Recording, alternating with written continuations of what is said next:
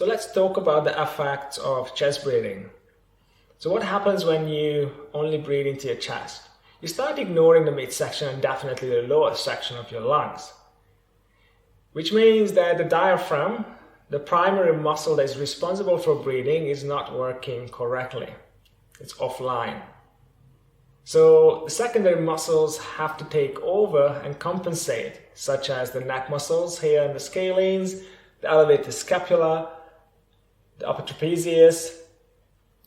Because when you take a deep breath into the chest, your shoulders will rise. So the chest has to expand, the intercostal muscle have to pull the ribs apart, and also the neck muscles and the shoulder muscles, they have to kind of rise to create space for the lungs to expand upwards. Which is not a problem if you do this every now and then. However, we breathe 15 times per minute, which adds up to more than 20,000 times per day and more than 8 million times a year. So year after year, we can definitely develop chronic shoulder pain or neck pain.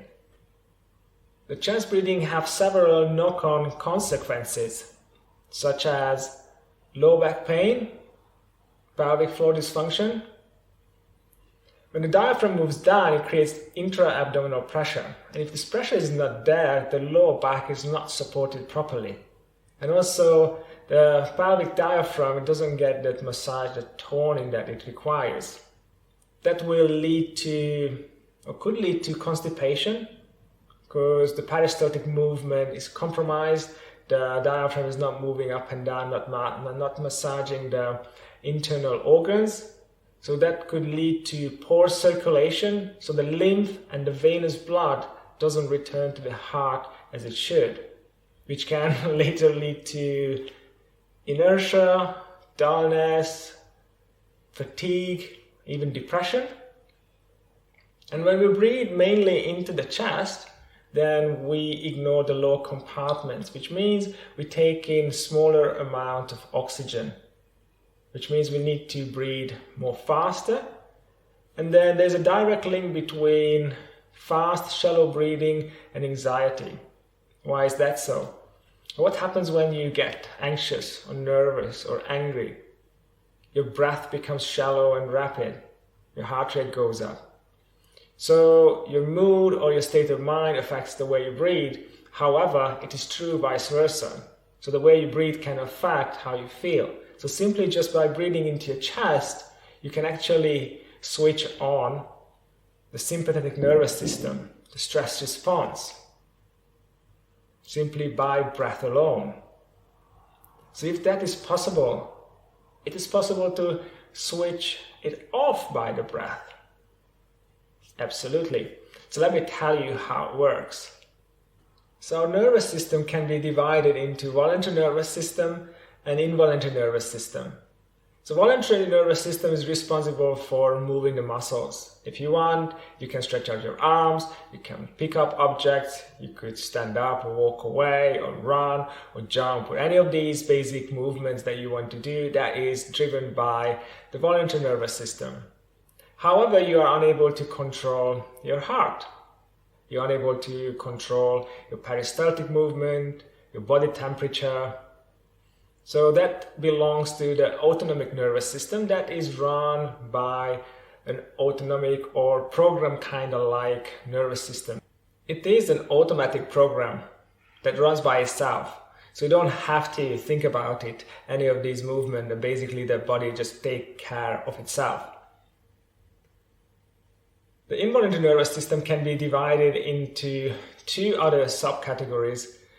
The sympathetic nervous system, which is the fight and flight mode, and the parasympathetic nervous system, which is responsible for relaxation and regeneration. So let's assume you go for a hike in the woods and you get attacked by a bear.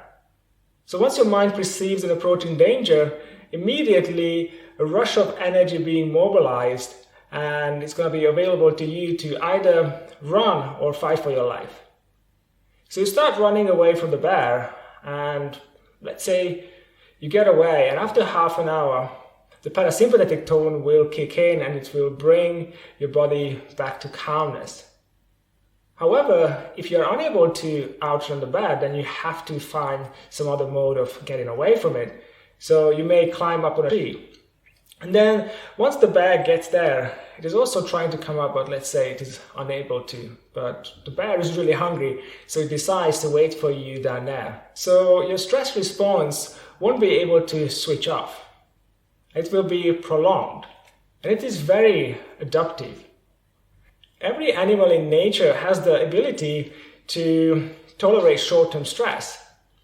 However, if the stress response becomes prolonged, we begin to live in a constant state of survival. And in the survival state, there is no time to regenerate, there is no time to rest, there is no time to heal. So what happens once the stress response kicks in? Basically, your pupil dilutes, your digestion shuts down, the immune system is suppressed, and all the blood from the internal organs is pressed towards the extremities, so you are able to do extreme activities or any kind of activity that is responsible for your survival.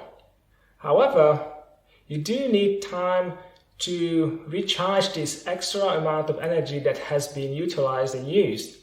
So we do need to be able to rest and come back to equilibrium. However, what if we are unable to do that because we constantly perceive some sort of a danger? What if it is not a bear that is waiting for you at the bottom of this tree? What if it is your boss, or an abusive spouse, maybe unemployment, or really strict deadlines, or even just slow internet or crazy traffic? Even the smallest amount of stress can knock us out of balance, and it is very adaptive. So the body can get used to this rush of chemicals such as cortisol and adrenaline that is rushing into the bloodstream when we feel stressed.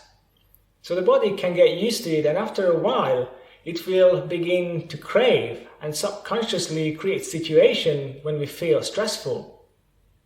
Just like a drug addict, we will need a bad job or a poor relationship.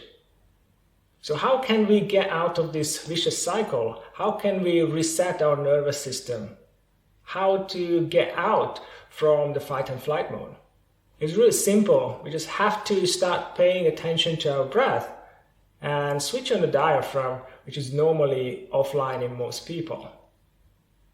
Follow me across the next video and I will show you how to activate the diaphragm and the abdominal breathing.